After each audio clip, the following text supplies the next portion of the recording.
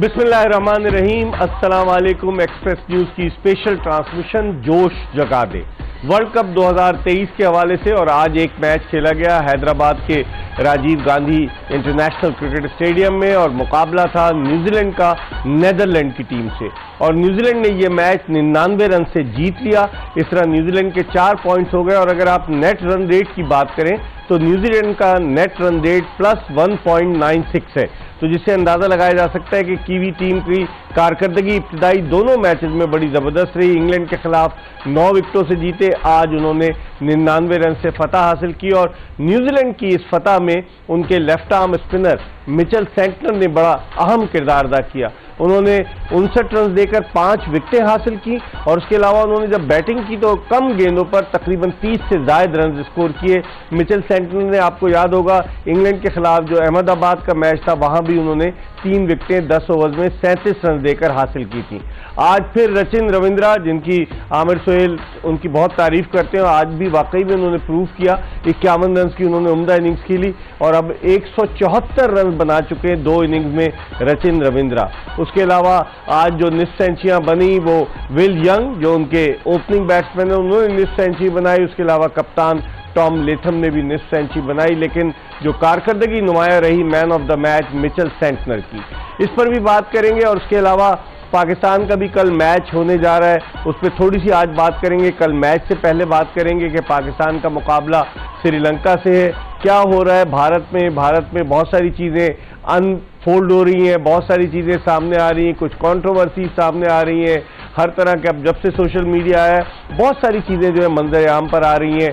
Pakistan cricket board अभी तक उसने कोई स्ट्रॉन्ग एक्शन नहीं लिया कि न तो पाकिस्तानी जर्नलिस्ट को वीज़े मिले, ना ही जो है वो जो लोग जाना चाह रहे थे तमाशाई जो मैच देखने के लिए जाना चाह रहे थे उनको भी वीज़े नहीं मिले। इस पर भी बात करेंगे। लेकिन हम पहले अपने पैनल का आपसे तारुफ कराते चलें। हमारे साथ मौजूद हैं हर रोज़ की तरह आज भी पाकिस्तान के former test opener, former captain Aamir Sohail, और उनके साथ मौजूद हैं पाकिस्तान के former test fast bowler, former selector Mohammad Sami. इन दोनों से हम बात करते हैं। और हमारे शो की खास बात यह कि हम सिर्फ और सिर्फ क्रिकेट पे बात करते हैं, एंटरटेनमेंट से हट के, क्योंकि क्रिकेट लोगों के खून में रच बस गई है। जिसको क्रिकेट से मोहब्बत होती है, पैशन होता है, एडिक्शन होती है, वो सिर्फ और सिर्फ क्रिकेट की बातें सुनना चाहता है। तो हमारे दोनों एक्सपर्ट्स इस हवाले से अपनी राय का इजहार करते हैं। आमिर, क्या देखते हैं? आज न्यूजीलैंड ने तो नेदरलैंड को हराया, लेकिन नेदरलैंड आज फिर 200 रन कर गई। पाकिस्तान के खिलाफ भी उन्होंने 200 रन किए। देखिए, हम यही बात कर रहे थे कि ये उस वक्त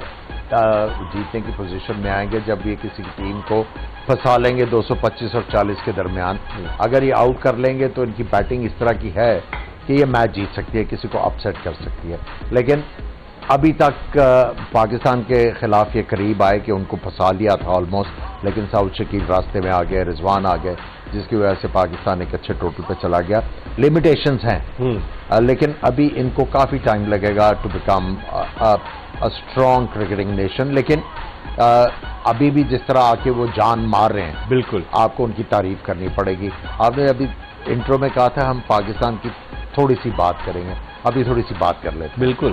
देखिए, आज जो पिच थी, हमें नजर आया पिछले मैच में जब पाकिस्तान खेल रहा था गेंद टर्न हो रहा था। आज ज्यादा हुआ आज गेंद ज्यादा टर्न हुआ, और उसके बाद थोड़ी सी ग्रिप भी ज्यादा थी आज के मैच में, और स्पेशली सेकंड इनिंग्स में। अब कल जब मैच होगा, क्योंकि आज भी मैच हुआ है और कल भी वहां पे मैच है, पिच में थोड़ा सा मॉइस्चर होगा। डिफरेंट पिच पे होगा या सेम पिच? डिफरेंट पिच पे, मोस्ट लाइकली डिफरेंट पिच पे होगा। लेकिन अगर सेम पिच पे होता है, यहाँ पे भी रात को पानी लगाया जाएगा। बिल्कुल ठीक है। सो जब कल मैच स्टार्ट होगा तो कप्तान बाबर आजम और जो थिंक टैंक है उनको विकेट जो है, पिच बड़े प्रॉपरली उनको रेट करनी पड़ेगी और सही फैसले करने पड़ेंगे। जब मैं सही फैसले की बात कर रहा हूँ, team selection and at the same time toss जीत के करना क्या है। अच्छा, दिलचस्प बात आमिर, आज दोनों टीमों के कप्तान यहाँ ग्राउंड में नहीं आए, पिच को नहीं देख सके। उनकी प्रैक्टिस सेशन जो यहाँ पर था वो प्रैक्टिस सेशन सिकंदराबाद में वहीं पर रखा गया। तो दोनों कप्तान कल ही देखेंगे पिच, जो भी देखेंगे। ऑब्वियसली ग्राउंड में पहले आ जाएंगे और उनको आइडिया हो जाना चाहिए कि इस पिच का इनिशियली बिहेवियर क्या होगा और लेटर ऑन क्या होगा।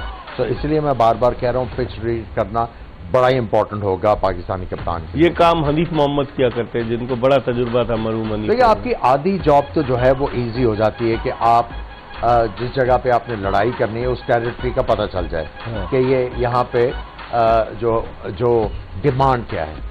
तो अगर पाकिस्तान गेम रीड कर लेता है और विकेट रीड कर लेता है तो उससे फायदा ये होगा टीम सिलेक्शन सही होगी और उसके बाद स्ट्रैटेजी सही। लेकिन मेरे पास जो इत्तला है, इससे पहले समी की तरफ जाऊं, कि जो इत्तला मेरे पास आई है वो ये है कि पाकिस्तान कल एक चेंज करने जा रहा है, फखर जमान को बिठाकर अब्दुल्ला शफीक को खिलाने जा रहा है। ये तो अच्छा डिसीजन होगा। ये अच्छा, कुछ रिपोर्टें आ रही थी शायद आगा सलमान को जो है वो ओपन करा दी जाए। तो मैं और समी डिस्कस कर रहे थे ऑफ है। तो समी ने बड़ा अच्छा पॉइंट दिया कि अगर आपने किसी और को ही ओपन करानी है, बाबर आजम खुद कर लें। तो फिर तीन क्यों लेकर गए आप ओपनर? 3 ओपनर तो लेकर गए हो ना। आपको खिलाना तो अब्दुल्ला शफीक को ही चाहिए, लेकिन अगर मेक शिफ्ट ओपनर अगर जो हम सुन रहे थे बातें, देखिए काफी ज्यादा सोशल मीडिया पे ऐसी बातें आती हैं जिनका यकीन तो करना नहीं चाहिए, लेकिन फिर भी अगर किसी और को करानी तो बाबर आजम तो खुद भी कर सकते हैं। ये समी का बड़ा अच्छा पॉइंट है। समी, ये लोकी फर्गूसन को आज उन्होंने खिलाया, चेंज किया जिमी नीशम की जगह। बॉलिंग के हवाले से अगर मैं पूछूं, फास्ट बॉलिंग कैसी रही कीवी टीम की? स्पिनर ने तो आउट किए, एक रचिन रविंद्रा ने भी आउट किया और 5 जो है सेंटर ने आउट किए, लेकिन उनके अलावा जो फास्ट बॉलर्स उन्होंने यूटिलाइज किए। आप समझते हैं कि आइंदा आने वाले मैच में, यहाँ तो नातजुर्बाकार टीम थी, अगर दूसरा मैच कोई ऐसा हुआ, टफ टीम आ गई, तो उसके खिलाफ इन फास्ट बॉलर पर रन आराम से बन जाएंगे? जी हाँ, बिल्कुल। ये कि जिस तरह मुझे लगा आज के फास्ट बॉलर इनके अभी भी थोड़ा सा विकेट से वो नहीं हुए, हम मांग नहीं हुए। अगर आप देखें लोकी फर्गूसन खेले, लेकिन जितने भी इस वर्ल्ड कप में एक्स्ट्रा एक्सप्रेस बॉलर खेलने, सब थोड़ी इतने विकेटें भी नहीं ले पा रहे हैं और थोड़े से एक्सपेंसिव साइड है। अगर इसी तरह आप मैट हेनरी को देखें तो उन्होंने बहुत जबरदस्त बॉलिंग की पहले मैच में भी और आज भी।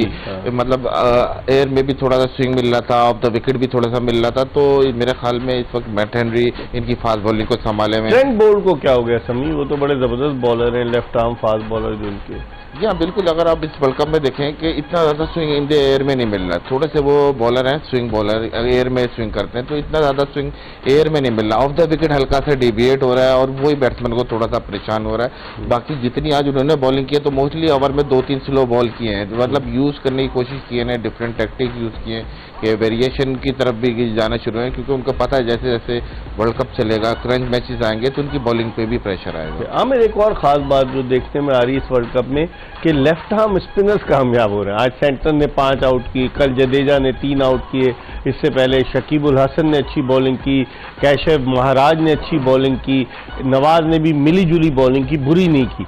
तो लेफ्ट आर्म स्पिनर्स का वर्ल्ड कप होगा जहां पे हल्का सा गेंद टर्न होगा। और आप देखें तीनों स्पिनर्स की एक ही तरह बॉल करते हैं, wide of the crease, angle करते हैं, ऑफ एंड मिडल से गेंद को अंदर लेके आते हैं, वहां पे ऐसी लेंथ पे गेंद गिराते हैं कि जहां पे सिर्फ गेंद मिड ऑन की तरफ जाए और लपेटा भी ना पड़ सके, और वहीं से ढीला गेंद करके गेंद को स्पिन करते हैं और बैट्समैन को जो है वो गेसिंग पे ही रखते हैं। इसीलिए ये कामयाब हो रहे हैं। देखिए सेंटर की बॉलिंग को आप आमिर कैसे असिस्ट? देखिए, मैं तो आपको पहले ही कहा था पहले मैच में कि ये खतरनाक बॉलर होंगे, क्योंकि बहुत ज्यादा इन्होंने एक्सपीरियंस गेन किया और इनको अब आर्ट आ गया है कि मैंने लंबी क्रिकेट में बैट्समैन को फंसा के आउट किस तरह करना है। फ्लाइट भी दी, तेज भी किया, आर्मर भी किया इन्होंने, वैरायटी। उनकी जो मैक्सिमम पेस थी वो 92 थी, सही, ठीक है। स्लोएस्ट उनका जो था इट वाज अराउंड 80 के करीब, 79-80। जो एवरेज उनकी पेस आ रही थी, एवरेज वो 82 से 83 के दरमियान थी। तो ये बड़ी अच्छी पेस है जिसके ऊपर आप बॉल करें। इतना ज्यादा पेस भी आप बैट्समैन को ऑफर नहीं कर रहे कि वो कट मार ले या कि पेस को यूज करके गैप में खेल के रन्स बना सके। तो ये बैट्समैन को टाइट बॉलिंग करके बैट्समैन को फंसाने के बाद फिर हल्का सा फ्लाइट कर दें कि आओ स्कोर करने के लिए मारो, और उसमें वो विकेट लिए जा रहे हैं। लेकिन वेला लागे वो फ्लाइट देता है, जिस तरह एशिया कप में उसने अच्छी बॉलिंग की, लेकिन यहाँ पहले मैच में उसको टारगेट किया हुआ था। अच्छा, जैसे ही वो देखे दोनों, जब आपने फंडूसन की बात सुनी होगी तो उन्होंने ये कहा कि एक टाइम था कि रन्स बनाने बड़े मुश्किल हो रहे थे शुरू में। तो जैसे ही वो लेफ्ट आर्म स्पिनर आया उन्होंने टोटल अटैक कर दिया और वो अटैक जो हुआ है, ना सिर्फ विलालगे का जो कॉन्फिडेंस है वो शैटर हुआ, उन्होंने तेज मारने शुरू कर दिए, वरना फ्लाइट दे रहे थे एशिया कप, तेज मारने शुरू, जैसे ही उन्होंने तेज मारने शुरू किए उनको चारों तरफ स्कोर होना शुरू हो गया, और उनको जो मार पड़ी है उनके साथ दूसरे बॉलर्स के ऊपर प्रेशर आ गया। ठीक है समी, हम इस बॉलिंग की जिस तरह आमिर से मैं बात कर रहा हूँ, आपको जो नीदरलैंड की टीम में आज बास डिलाडा वो इतने इम्प्रेसिव नहीं रहे। पिछले मैच में 4 उन्होंने विकेट ली थी पाकिस्तान के खिलाफ, 50 रन भी किए थे, आज शायद एक ही विकेट उनके हिस्से में आई। नीदरलैंड में आपने देखा कि उन्होंने आर्यान दत्त से जो है वो बॉलिंग का आगाज कराया। नीदरलैंड की बॉलिंग में आपको कुछ जान नजर आती है या फिर ये सब पार्ट टाइम बॉलर्स है? वैन डर मर्वी जो साउथ अफ्रीका को रिप्रेजेंट कर चुके हैं, आज उन्होंने बॉलिंग की, 2 विकेटें भी उन्होंने ली। नीदरलैंड की बॉलिंग को आप किस तरीके से कंपेयर? मेरे ख्याल में देखें, डेलेडे की अगर आप बात करें, उन्होंने आज भी अच्छी बॉलिंग की है, 10 ओवर में 60 और रन दिए हैं, और विकेट इतना ज़्यादा हेल्प नहीं था फास्ट बॉलर का। बाकी इनकी बॉलिंग की अगर आप बात करें तो लिमिटेशन तो है मेरे ख्याल में। इसी बॉलिंग का अगर उनके पास 1-2 अटैकिंग और स्पिनर आ जाए तो हो सकता है इनकी बॉलिंग में ज़्यादा फर्क आ जाए। आर्यान दत्त जो है वो कुछ इम्प्रेसिव नजर आ रहा है, इम्प्रेसिव, और उन्होंने अपना सेकंड स्पेल भी बड़ा अच्छा आके किया है। जब काफी ज्यादा मार पड़ रही थी, उन्होंने बड़ी नपी तुली बॉलिंग की, उन्होंने सेकंड स्पेल में भी विकेट हासिल की, जिससे मैंने पहले भी कहा कि ये इस तरह के बॉलर हैं, ये किसी बड़ी टीम में भी आराम से जगह बना सकते हैं। अगर आप नीदरलैंड की टीम की बात करते हैं, अगर इनकी बैटिंग को बॉलिंग के साथ कंपेयर किया जाए तो ये बॉलर ज्यादा बेहतर हैं बैट्समैन, लेकिन फिर दोनों मैचों में 2-2 रन करके 200 रन कर गया। हाँ, लेकिन 200 रन देखें इन लॉ रूल्स के साथ और जो फील्डिंग रिस्ट्रिक्शंस है उनके साथ आप आराम से भी जो है खेल के, अब इतना एक्सपीरियंस तो उनके पास है कि 200 रन तो कर जाएं, लेकिन उनकी बॉलिंग आप कह सकती हैं बैटिंग से ज़्यादा मुनासिब है। बैट्समैनों को अभी बहुत ज़्यादा मेहनत करनी पड़ेगी इंटरनेशनल स्टैंडर्ड पे आने के लिए।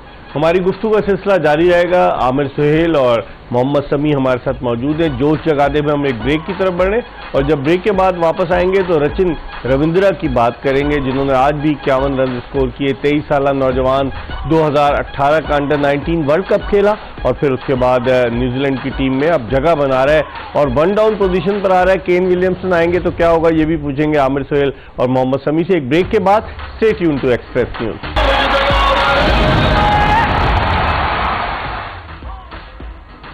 Welcome back after the break. आप देख रहे हैं जोश जगादे और कल यकीनन शायकीन क्रिकेट का जोश जो है वो अपने नुक्ते उरूज पर नजर आना चाहिए, क्योंकि पाकिस्तान का मुकाबला श्रीलंका से। ये वही श्रीलंकन टीम है जिसने पाकिस्तान को एशिया कप के ऑलमोस्ट जो सेमीफाइनल बन चुका था उसके मैच में आखिरी गेंद पर शिकस्त दी थी 2 विकेटों से।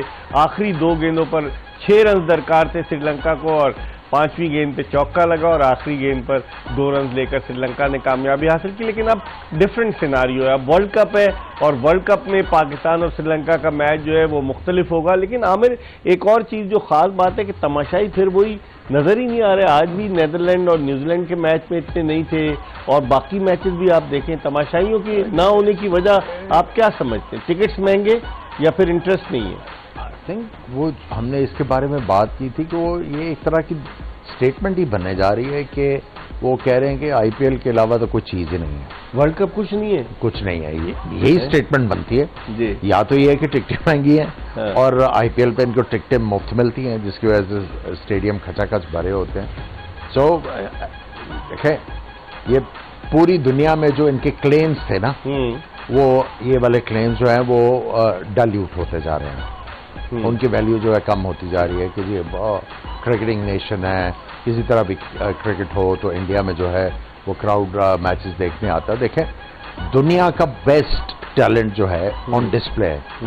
सही है, दुनिया की बेस्ट टीमें जो हैं वो कम्पीट कर रही है 150 प्लेयर्स हैं। और आप देखें कितने अरसे के बाद 92 के बाद सारी टीमें अब आपस में मैचेस खेलेंगी। फॉर्मेट वही है। इसकी वजह से ये टूर्नामेंट और ज्यादा इंटरेस्टिंग था और ज्यादा इसमें दिलचस्पी का इजहार होना चाहिए था, लेकिन अनफॉर्चुनेटली ये नहीं हुआ, तो उन्होंने अपने आप को एक्सपोज किया। समी, इस तरह के फॉर्मेट में आप क्या समझते हैं कि जहाँ 10 टीमें, हर टीम एक दूसरे के खिलाफ खेल रही है, तो हर टीम ऑन द टोज होगी कि फ्लक्चुएटिंग सिचुएशन होगी, कभी कुछ, कभी कोई जीता, कभी कोई जीता, पॉइंट्स फिर आखिर में चारों टीमों के लिए मैटर करेंगे जो सेमीफाइनल के लिए क्वालिफाई करेंगे। इस तरह के टूर्नामेंट में टीमें कितनी जो है वो ऑन द टोज होती हैं कि यार ये मैच हार गए, अगला मैच जीतें, चांस होता है इस तरह के टूर्नामेंट? जी हाँ, बिल्कुल चांस भी है। फिर आपने हर टीम से खेलना है तो हर टीम के अपोजिशन के खिलाफ देखें, बाकी जो दूसरा फॉर्मेट में उसमें ऐसा था कि आप 2-4 टीमों से बचते बचाते सेमीफाइनल में आ जाते थे, लेकिन इस फॉर्मेट में ऐसा है कि अपने हर टीम के खिलाफ खेलना है और अपना गेम दिखाना है। तो ये मेरे ख्याल में बड़ा इंटरेस्टिंग है। 92 के बाद इस तरह का फॉर्मेट आया है और मेरे ख्याल में इसमें ज़्यादा कॉम्पिटिटिव क्रिकेट नज़र आ रही है, बनाए बजे इसमें के ग्रुप किए जाएं। हर टीम को मौका मिल रहा है ना कि अपनी परफॉर्मेंस शो करे। 150 प्लेयर्स हैं टोटल इस टूर्नामेंट में। हमें 150 क्रिकेटर्स हैं and they are vying for the pride कि भाई वो कोशिश कर रहे हैं कि अपनी टीम को किसी तरीके से आगे लेके जाएं। देखिए, ये जो सारी टीमें खेल रही है ना, और जो हमने एक फॉर्मूला बनाया था वो थोड़ा सा एक्सपीरियंस बेस पे भी है। जो 92 वर्ल्ड कप में मेरा एक्सपीरियंस है, इसी बेस के ऊपर मैं ये कह रहा था कि ये जो 4 टीमें नीचे वाली, बांग्लादेश, अफगानिस्तान, हॉलैंड एंड श्रीलंका, जो मेन टीम है उनका फोकस ये है कि इनको हम लोगों ने हराना, और आपस में जो मैचेस होंगे टॉप 5 टीम्स के, वो जो टॉप 5 टीम्स हैं, टॉप 5-6 टीम्स हैं, उन्होंने एक दूसरे से 1 या 2 मैचेस जीतने हैं। ये करते हैं तो उनके सेमीफाइनल में आने के चांसेस हैं। 92 में भी इसी तरीके से स्ट्रेटेजी आप लोग प्लान कर रहे थे? नहीं जी, उस वक्त तो हो गया जो होना था। लेकिन यह है कि मैं उस एक्सपीरियंस के बेस पे कह रहा हूं कि जो हम लोगों ने मैचेस जीते, उसमें एक इम्पॉर्टेंट मैच था न्यूजीलैंड वाला ऑब्वियसली, और ऑस्ट्रेलिया वाला। बाकी तो हमें काफ़ी ज़्यादा मुश्किल हो रही थी, लेकिन वो जो हम लोगों ने मैचेस जीते हुए थे, श्रीलंका और जिम्बाब्वे वाला, और जो एक टाई हुआ था मैच हमारा नो रिजल्ट वाला इंग्लैंड के साथ, वो काफ़ी ज़्यादा बेनिफिशियल हुआ। इंग्लैंड वाला ज़्यादा बेनिफिशियल हुआ, वरना जितने पे पाकिस्तानी टीम आउट हो गई थी। उसी के बेस के ऊपर मैं कह रहा हूँ कि ये 5 टीमें, 4 टीमें जो है आपका टारगेट होनी चाहिए। अगर ये आप जीत लेते हैं तो आपके कितने पॉइंट, 8 तो ये हो गए। सो एक आधा मैच और जीत के आपके चांसेस सेमीफाइनल में हो सकते हैं। समी, आप भी 2003 और 2007 का वर्ल्ड कप खेले, वहाँ सुपर 6 या इस टाइप का था ना वहाँ मरहले में जाने का, और उस फॉर्मेट को आप कैसे देखते हैं? उस फॉर्मेट में था कुछ इंटरेस्ट लोगों का? बिल्कुल जी, वर्ल्ड कप तो आपको पता ही है सबसे बड़ा मेजर इवेंट है, लेकिन मुझे पर्सनली अगर आप बोलें तो ये फॉर्मेट ज़्यादा कम्पिटिटिव लगता है, क्योंकि अगर आप देखें उस फॉर्मेट में देखें तो आपको आइडिया हो जाता था आपने किस टीम को टारगेट करना है। यहाँ मेरे ख्याल से पॉइंट टेबल बहुत ज़्यादा फ्लक्चुएट होगा। अगर कोई भी एक टीम अच्छा खेले या बुरा खेले तो उससे पॉइंट टेबल पर लाजमी फ़र्क पड़ेगा। इवन आप अगर बात करें, ये जो 4 टीमें कह रहे हैं कि जीतने के चांसेस इसके कम लग रहे हैं, लेकिन इनके रिजल्ट से भी पॉइंट टेबल पे बहुत ज्यादा फर्क पड़ेगा। अगर आप फुटबॉल की बात करते हैं ना, तो वहाँ पे बहुत ज्यादा नेशंस हैं। तो फुटबॉल में आपको जो है ग्रुप्स बनाने पड़ते हैं। यहाँ पे तो टोटल 10 टीम्स हैं। आई थिंक ये आईसीसी का बड़ा अच्छा फैसला है कि सारी टीमें खेलें, ताकि आपको एक्चुअली पता लगे वर्ल्ड चैंपियन कौन है। क्योंकि कैरेक्टर का भी पता लगता है, आपके टेम्परामेंट का भी पता लगता है, आपकी पेशेंस का भी पता लगता है, आपके स्किल्स का भी पता लगता है। सही। आमिर, अगर हम पॉइंट्स टेबल पर नजर डालें तो न्यूजीलैंड के 4 पॉइंट्स हो गए, और न्यूजीलैंड का जो नेट रन रेट है +1.95 का है, नीचे आया। पहले +2 का था, +2। अब उसके बाद +2 साउथ अफ्रीका भी है, क्योंकि साउथ अफ्रीका एक ही 428 कर दिए थे। पाकिस्तान का +1.6 है, और बांग्लादेश का भी +1.4, और इंडिया का जो है +0 पॉइंट। तो इस नेट रन रेट, अभी तो इनिशियल स्टेज है मेरे ख्याल में, अभी इट्स टू अर्ली टू होंगी इनके ऊपर ना, बहुत ज्यादा फ्लक्चुएशंस होगी। छोटे मार्जिन से जीतेंगे तब फ्लक्चुएशन होगी, बड़े मार्जिन से हारोगे बहुत ज्यादा फ्लक्चुएशन होगी। सो अभी तो अर्ली डेज है, अभी तो ये फ्लक्चुएट होता आपको तब नजर आएगा जब तगड़ी टीम में आपस में रेगुलरली इस वर्ल्ड कप में खेलना शुरू करेंगे। एक तो मैच हुआ ना तगड़ी टीमों का, भारत और ऑस्ट्रेलिया का, इंग्लैंड और न्यूजीलैंड का भी, वो भी हुआ। लेकिन जैसे जैसे तगड़ी टीमें आएंगी तो ये फ्लक्चुएशन आपको जरा और नजर आएगी। समी, आप इसको किस निगाह से देखते हैं? आप देखें, इंग्लैंड सबसे नीचे, जो वर्ल्ड चैंपियन है, एक ही मैच हारी है। तो आमिर सही कह रहे हैं कि अब with the passage of time fluctuation तो होती रहेगी, अप्स एंड डाउन आते रहेंगे टीमों के ऊपर जाकर। जी हाँ, बिल्कुल, ये फ्लक्चुएट तो बहुत ज़्यादा होगा, लेकिन देखें वर्ल्ड कप या कोई भी मेजर इवेंट, मेरे जो पर्सनली समझता हूँ कि वो टीमें जीती हैं जो सही टाइम पे पिक करें। ठीक है, अभी न्यूजीलैंड ऐसा लग रहा है कंफर्टेबल है, रन रेट भी अच्छा है, तो लेकिन ये कि ये टीमें वही जीती हैं जो सही टाइम पे पिक कर रहे हैं। अराउंड जब नॉकआउट स्टेजेस के करीब पहुंचे तब उनका बेस्ट गेम वहाँ पे हो, क्योंकि अभी आप राउंड में आपके पास चांसेस हैं, अगर एक आध मैच हार भी जाए आप तो कमबैक के चांसेस हैं। तो जिस तरह से आप नॉकआउट की तरफ जाएंगे तो वहाँ टीमों का A+ गेम चाहिए होता है, जो ये कि राउंड के मैच तो ठीक है, लेकिन इंडिया को कैसे देखते हैं समीर? बहुत जबरदस्त चांसेस है इनके, टीम इनकी कंडीशन से भी आप समझ लें कि सूट करती है उनको, फिर जितने वेन्यूज हुए हैं वो भी इंडिया की फेवर में ही जा रहे हैं, तो थोड़ा बैलेंस टीम लग रही है, तो उनके भी चांसेस अच्छे हैं कि वो नॉकआउट स्टेज तक जाए। सही। इससे पहले हम ब्रेक पर जाएं, हमारा एक सेगमेंट है कि आस्क मिर्जा इकबाल बेग, आप मुझसे पूछें और कोई ना कोई एंकर, कोई सेलिब्रिटी जो है वो सवाल करती है। आज देखते हैं कि हमसे कौन सवाल कर रहा है। आस्क मिर्जा इकबाल बेग। अस्सलाम वालेकुम मिर्जा इकबाल बेग साहब, कैसे हैं आप सर? ठीक ठाक हैं सर। एक छोटा सा सवाल है और आप ही ये मुश्किल हल कर सकते हैं, आप ही इस सवाल का जवाब दे सकते हैं। टेस्ट क्रिकेट की तारीख में कौन सा बैट्समैन था जो कि सबसे पहले 10,000 रन तक पहुंचा था? प्लीज, ये सवाल है। बड़ा अच्छा आपने, बड़ा सवाल तो बड़ा अच्छा किया ओवैस मंगल वाला, इसका जवाब भी बड़ा, क्योंकि 10,122 रन करके रिटायर हुए इंटरनेशनल क्रिकेट से, टेस्ट क्रिकेट से सुनील गावस्कर। और सुनील गावस्कर वो पहले बैट्समैन थे जिन्होंने 10,000 रन बनाए टेस्ट क्रिकेट में, और उन्होंने अपनी किताब दी आइडल में लिखा कि वो उनका डिफेंस बड़ा तगड़ा था सुनील गावस्कर का, बड़ा मुश्किल होता था पेनिट्रेट करना। तो उन्होंने अपनी किताब में लिखा कि मुझे क्रिकेट का शौक था और मुंबई में हम लोग रहते थे, तो वहाँ गैलरी में मेरी वालदा मुझे प्लास्टिक की गेंद से बॉलिंग करती थी और मैं खेलता था। तो कहने लगे एक दिन इतने जोर, उन्होंने लिखा किताब में कि एक दिन इतनी जोर से मैंने स्ट्रोक खेला कि मेरी वालदा की नाक पर गेंद लगी और खून बहने लगा। तो उसके बाद से मुझे बड़ा एक खौफ सा हुआ और फिर मैंने डिफेंसिव अंदाज अपनाया और सुनील गावस्कर को उनकी आखिरी टेस्ट इनिंग्स में, बेंगलोर टेस्ट में मार्च 87 में आउट करने वाले कौन थे? इकबाल कासिम, पाकिस्तान के लेफ्ट आर्म स्पिनर। आपको हमने तफसील से जवाब दे दिया ओवैस, और इसके साथ ही हम ब्रेक की तरफ बढ़े जोश जगादे में, और ब्रेक के बाद वापस आएंगे, मजीद बात करेंगे।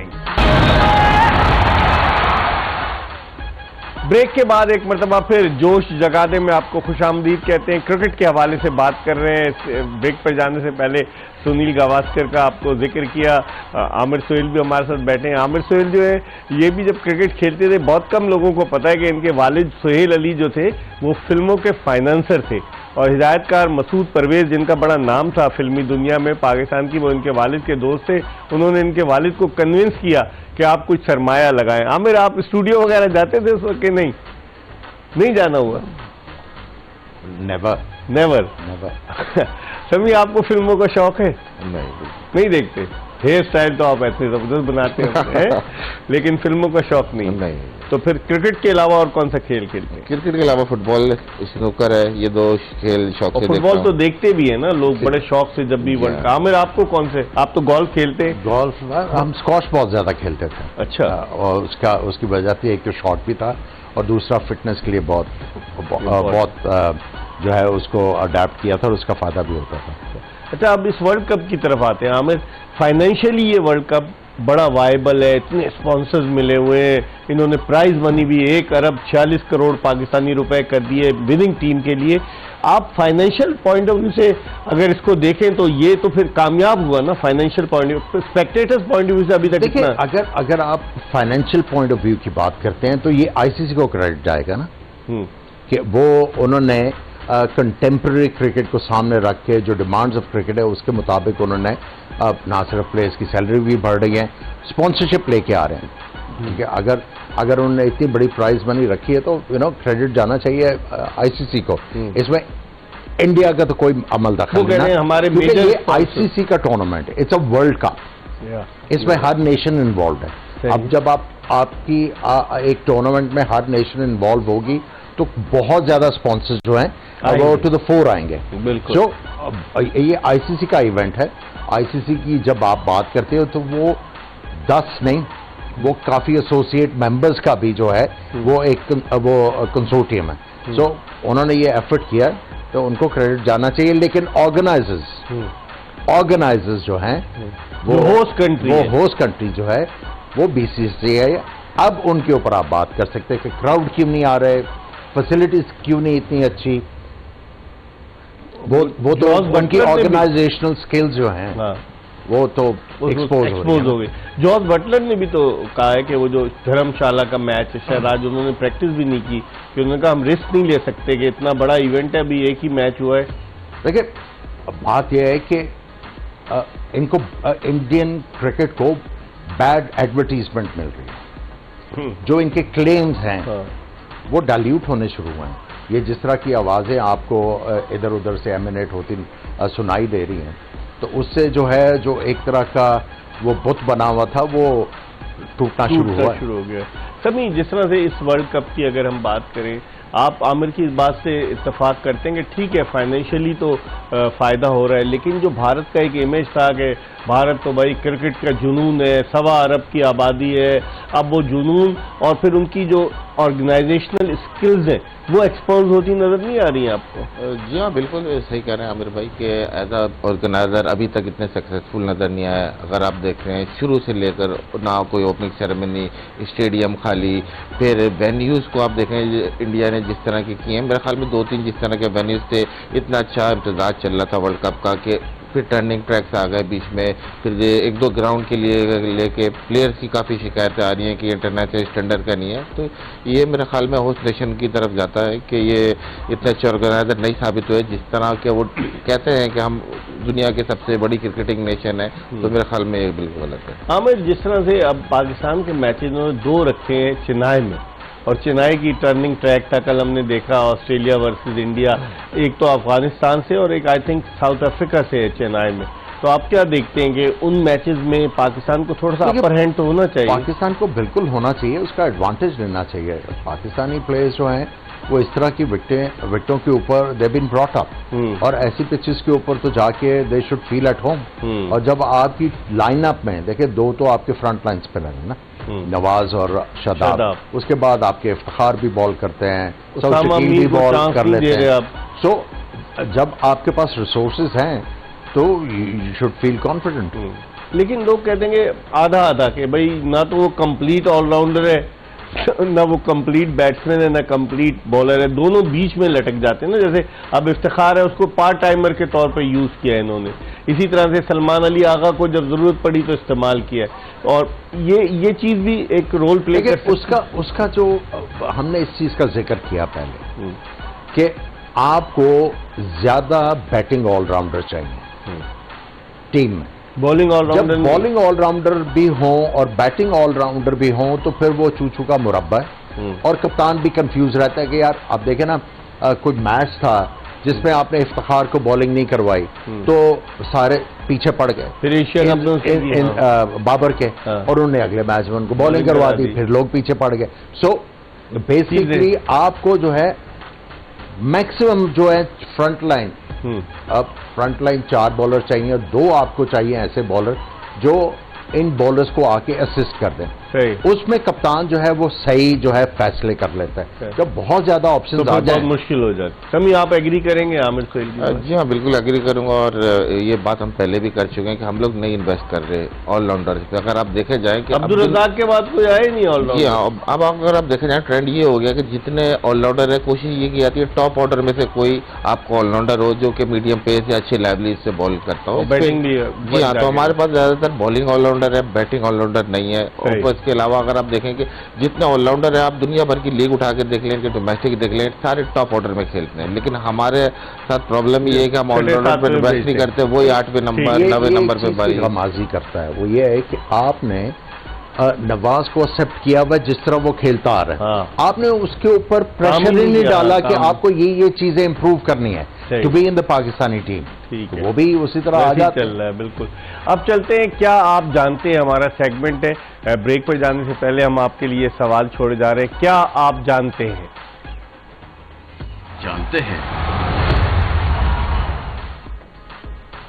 जी, बैनुल अक़वामी ख़वातीन क्रिकेट वर्ल्ड कप कब शुरू हुआ? इसमें एक आध अल्फाज जो है वो टाइप होने से रह गए, और इसके 4 जवाबात हैं। इनमें से आपको बताना है 1965, 1978, 1985 और 73। आप सोच के रखिएगा, प्रोग्राम के आखिर में हम आपको इसका जवाब जरूर बताएंगे। हम एक ब्रेक ले रहे हैं और ब्रेक के बाद जब वापस आएंगे थोड़ी सी और क्रिकेट के हवाले से बात करेंगे। हमारा इंतजार कीजिए। ब्रेक के बाद एक मरतबा फिर जोश जगा दे एक्सप्रेस न्यूज की स्पेशल ट्रांसमिशन और अपने दोनों एक्सपर्ट पाकिस्तान के former test cricketer Aamir Sohail और former test fast bowler Mohammad Sami के साथ आपको खुश आमदीद कहते हैं। समी, पाकिस्तानी टीम में यही 3 फास्ट बॉलर्स कल आपको खेलते नजर आ रहे हैं जो पहला मैच खेले, हारिस रऊफ, शाहीन शाह अफरीदी, हसन अली, या हसन अली ने बॉलिंग तो बेहतर की, तो कोई चेंज कर सकता है पाकिस्तान, ये यही 3 समझ? मेरे ख्याल में कि सेम टीम से जाना चाहिए अनलेस ओपनिंग स्लॉट ऐसा है कि जहां आपको लग रहा है कि आपको चेंज की जरूरत है तो उसामा मीर की जगह नहीं बनती है। डिपेंड करता है, क्योंकि मेरे ख्याल में कि जिस तरह की फ्लैट विकेटें हो गई हैं तो अब कोशिश ये करनी है कि हम कहीं ना कहीं जाके अब बॉलिंग के पे भी मैच आना है। तो डेथ ओवर में जाके स्पिनर मेरे ख्याल में इतने इफेक्टिव नहीं होते, तो मेरे ख्याल में 3 पेसर जाएं और आपके पास एडिशनल 1-2 स्पिनर है, सऊद शकील है जो आपको 2-4 ओवर कर सकते हैं। बॉलिंग का करवाते हैं? हाँ, मतलब तो खिलाए नहीं, इतने अरसे से घुमा फिरा रहे थे। बिल्कुल, यही मैं कहना चाह रहा हूँ। देखिए, न्यूजीलैंड ने ग्लेन फिलिप्स विकेट कीपर हैं, उन्होंने बॉलिंग की, तो कहीं ना कहीं जाके आपने 2-4 ओवर आप अगर पार्ट टाइम से लगा ले तो वही फिर आपको एज अ बैट्समैन मिल जाता है लाइनअप में। लेकिन दुनिया की कई टीमें ऐसी हैं जहां विकेट कीपर के साथ साथ और जो दूसरे विकेट कीपर है वो भी खेल रहे हैं। हमारे यहाँ तो एक ही विकेट कीपर खेल रहे हैं। जी हाँ, बिल्कुल, हर टीम की फॉर्मेशन है, तो मैं यही कह रहा हूँ कि मेरे ख्याल में सेम टीम से जाना चाहिए। सिर्फ बैटिंग एक जैसी जगह दिख रही है ओपनिंग स्लॉट पे जहाँ आप चेंज कर सकते हैं। आमिर, जैसे अब इंग्लैंड को देख लें, जॉर्ज बटलर, जॉनी बेस्टो, फिर बांग्लादेश को देख लें, मुशफिकुर रहीम, लिटन दास, फिर भारत को देख लें, न्यूजीलैंड की टीम में 3 हाँ, खेल रहे कितने हैं। 3 तो थे। इंडिया में देख लें। अब आप किसकी सिलेक्शन करवाना चाह रहे हैं ये नहीं, मैं अब कोई विकेट कीपर बचे नहीं। जो विकेट कीपर है वो इश्तिहार में आ रहा है, बेचारा रिजर्व में है लेकिन इश्तिहार में आ रहा है। देखिए, ट्रेंड है, बेसिकली दे आर कंफर्टेबल और वो ये समझते होंगे कि ये वाले विकेट कीपर बैट्समैन जो फ्रंट लाइन बैट्समैन है उनसे बेहतर हैं, तो इसीलिए इसके ऊपर वो परसिस्ट कर रहे हैं। जहां तक आपने क्वेश्चन किया, देखिए आपको बॉल इस मैच में अब आपको इसी लाइनअप से जाना पड़ेगा। एक चेंज आपको फोर्स चेंज करनी पड़ेगी। अगर आप फखर जमान से कंफर्टेबल नहीं है तो आप अब्दुल्ला शफीक को लेके आए। लेकिन मिकी आर्थर तो फखर जमान के हक में बयान दे रहे हैं। देखिए, 2 दिमाग लड़ेंगे ना वहां पे। अच्छा, इंजमामुल हक और मिकी आर्थर, देखते हैं क्या होता है। लेकिन मैं ये कहना चाहता हूं कि इस मैच में आप देखें, आप नवाज की भी परफॉर्मेंस देखें, आप शादाब की भी परफॉर्मेंस देखें। ये देखने के बाद आपको जो एक कड़वा घूंट पीना पड़ेगा वो ये है कि आपको एक फ्रंट लाइन बॉलर और ऐड करना पड़ेगा अगेंस्ट इंडिया। देखिए, आपके 7 नंबर तक बैट्समैन हैं। शादाब 7वें नंबर तक आता है, वो ठीक ठाक बैटिंग कर लेता है। उसके बाद आपको 4 जो हैं वो फ्रंट लाइन बॉलर खिलाने, क्योंकि ये वाली जो पिचेस हैं अगर आप आउट नहीं करोगे तो डेथ ओवर में आपको कुटी पड़नी है। आप जब तक ऑपोजिशन के जब तक आप लास्ट 12 ओवर रहते हैं, अगर आपने 6-7 आउट नहीं किए हुए ऑपोजिशन के तो you always have a parallel कि आपने 350 से ज्यादा रन दे देने। सो आई थिंक पाकिस्तान को इस मैच में तो इसी फॉर्मेट पे जाना चाहिए, लेकिन नेक्स्ट मैच में इस मैच को सामने रख के they have to make few changes. Sami, आप एग्री करेंगे कि इंडिया के मैच के लिए, क्योंकि वो बड़ा इंपॉर्टेंट है, सबकी नजरें, वो कहते हैं कि फाइनल से पहले ही फाइनल है दुनिया भर की, और कमर्शियली भी बड़ा वायबल है ना, कि सारे इश्तिहारात पाकिस्तान में भी चैनल्स पर हर जगह बहुत ज्यादा एक हाइप बन चुकी है पाकिस्तान। तो हम बात कर रहे थे कि इंडिया के साथ खेलना नहीं चाहिए। नहीं तो किस जो वो कर रहे हैं वो कर रहे हैं, लेकिन कौन स्टैंड कौन लेगा? मैं, आप चेयरमैन नहीं है ना, मैं हूं ना आप हैं चेयरमैन, इसलिए स्टैंड जो लेगा हम उसको नहीं।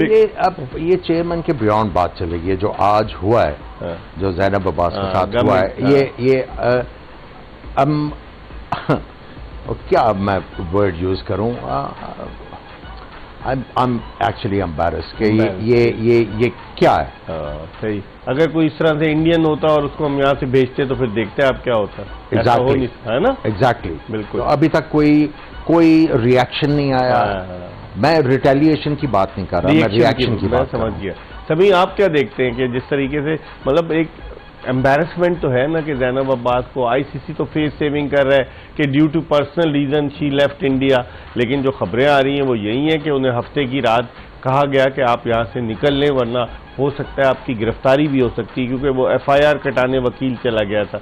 तो आप समझते हैं इससे एम्बेरसमेंट तो है ना? जी हाँ, बिल्कुल एम्बेरसमेंट है, और being a nation, being a Pakistani nation, ये हमें रिएक्शन ज़रूर इसका प्रोटेस्ट कराना चाहिए, क्योंकि अगर आप देखें वीज़ा पॉलिसी से लेकर काफ़ी चीज़ें ऐसी हैं कि जहाँ स्टैंड आउट करना था, क्योंकि बीइंग अ नेशन और एज अ क्रिकेटिंग नेशन हमने एक नाम बनाया अपना पूरी दुनिया में, तो बिल्कुल हमें अपना और देखिए प्रोटेस्ट जरूर जब एशिया कप हो रहा था, सॉरी समी, ऑलमोस्ट 70% क्रू जो था वो इंडिया से आया। सही, हमारे हमने तो उनको वेलकम किया। ठीक है, अब चलते हैं। जो क्या आप जानते हैं कि सिर्फ जवाब की तरफ, क्योंकि मेरे पास वक्त बिल्कुल कम है, मैंने जो आपसे सवाल किया था एक कि क्या आप जानते हैं, और उसमें कि खवातीन का पहला क्रिकेट वर्ल्ड कप जो था वो कब, किस साल मुनक्किद हुआ, और इसका सही जवाब है 1973 में। 1973 में मुनक्किद हुआ, लेकिन वर्ल्ड कप मर्दों का जो था वो 1975 में शुरू हुआ। दिलचस्प बात ये, खवातीन एक मरतबा फिर बाजी ले गई। इसके साथ ही जोश जगा दे कि ये एपिसोड अपने इख्तिताम को पहुंची। इंशाल्लाह जिंदगी ने वफा की तो कल दोपहर 12:30 बजे आमिर सुहेल और मोहम्मद शमी के साथ दोबारा आपकी खिदमत में हाजिर होंगे। मिर्जा इकबाल बेग और एक्सप्रेस न्यूज़ की पूरी प्रोडक्शन टीम को इजाज़त दीजिए। अल्लाह हाफ़िज़।